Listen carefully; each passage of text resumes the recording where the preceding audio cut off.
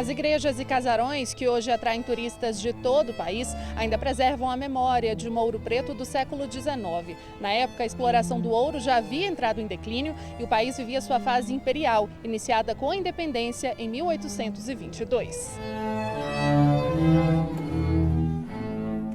A primeira Constituição havia sido imposta pelo imperador Dom Pedro I, que concentrava o poder nas próprias mãos. O texto definiu as 19 províncias que integravam o país. Minas Gerais era, sem dúvida nenhuma, a província mais importante do país, com o maior número de habitantes, com o maior número de cativos, de trabalhadores escravos.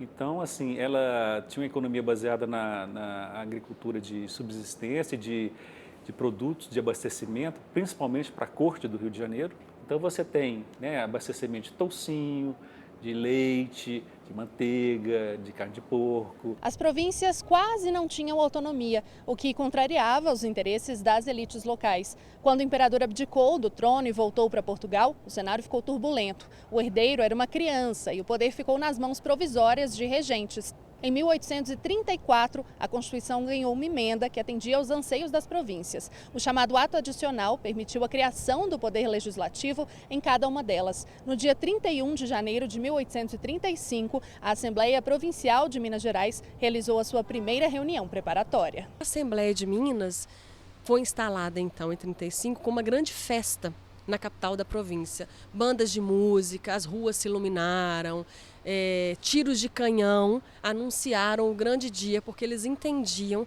que era um momento em que as províncias conquistaram a tão sonhada autonomia que já vinha de um longo debate desde o começo lá do século XIX. Você tem esses 5 primeiros anos da Assembleia Legislativa Provincial, eu considero um dos mais importantes da história de todos os 190 anos da Assembleia. Por quê? Porque nesse momento o ato adicional deu muito poder para as assembleias provinciais. Os deputados ficavam num prédio bem aqui nessa esquina da então capital Ouro Preto. O espaço já não existe, mas era lá dentro que eles se reuniam para decidir questões como a distribuição de cargos públicos, incluindo os juízes, as finanças e impostos provinciais, a realização de obras públicas e a abertura de estradas, por exemplo. Os deputados provinciais eram eleitos para mandatos de 2 anos e as reuniões da Assembleia aconteciam ao longo de 2 meses por ano. Os parlamentares vinham de diferentes regiões da província e, em razão das dificuldades no trajeto, uma viagem podia durar até 2 meses. Na Assembleia, os discursos eram feitos sempre de improviso, com a proibição de leitura dos textos escritos. Apenas os homens que atingiam uma renda específica podiam votar nas eleições para deputados provinciais, que aconteciam em 2 etapas. Na primeira fase, esses homens de posses escolhiam quem seriam os eleitores. Na etapa seguinte, esse grupo votava nos candidatos. Mulheres, indígenas e pessoas escravizadas estavam totalmente excluídas do processo. Para as pessoas votarem, elas tinham que ter determinada renda. E para se candidatar, por exemplo, a deputado, tinha que ter uma renda ainda maior. Significa que não havia representação? Não, existia representação. Não era um regime democrático como a gente conhece hoje, sobretudo porque, por exemplo, mulheres estavam excluídas dos critérios de cidadania. Na esfera nacional já estava em vigor uma lei que proibia o tráfico de pessoas escravizadas, mas as elites mineiras continuavam a defender o uso desse tipo de mão de obra. Os deputados provinciais de Minas não tinham o poder de decidir sobre o assunto, mas chegaram a pedir à Assembleia Geral, no Rio de Janeiro, para revogar a proibição. Se comprometeram mesmo com esse projeto, digamos, escravista. A Assembleia de Minas também carrega nas páginas de sua história esse comprometimento não só com a defesa da escravidão, mas também com a conivência com o tráfico ilegal de africanos escravizados no século XIX. Então, esses deputados, eles tinham suas bases sociais de apoio nos grandes escravistas, mas eles próprios também eram grandes proprietários de escravizados. A época mais ativa das assembleias provinciais não durou muito. Em 1840, o governo regencial deu o chamado golpe da maioridade, elevando o herdeiro do trono, Dom Pedro II, então com 14 anos, a imperador do Brasil.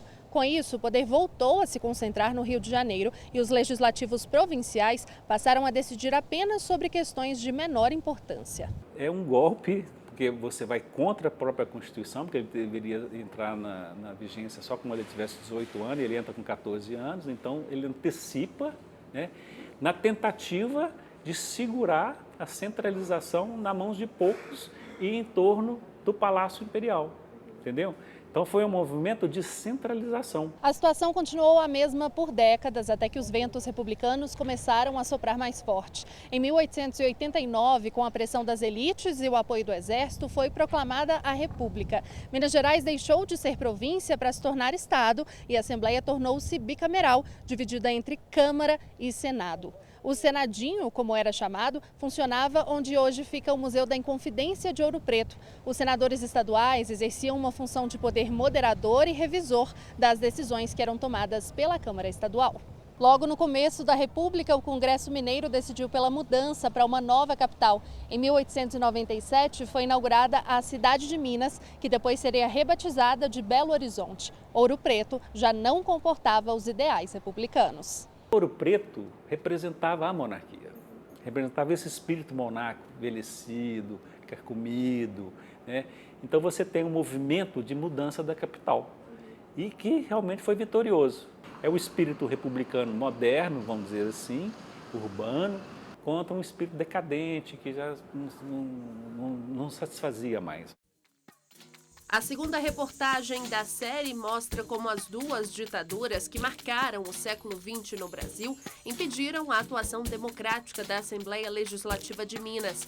Já a terceira reportagem aborda o período da redemocratização do país, fase em que o Legislativo Mineiro passa a contar com ampla participação popular, tornando-se referência no cenário nacional, uma Assembleia cada vez mais representativa e atuante. Quando eu falo num parlamento forte, atuante, eu pressuponho esse parlamento de mãos dadas com a sociedade.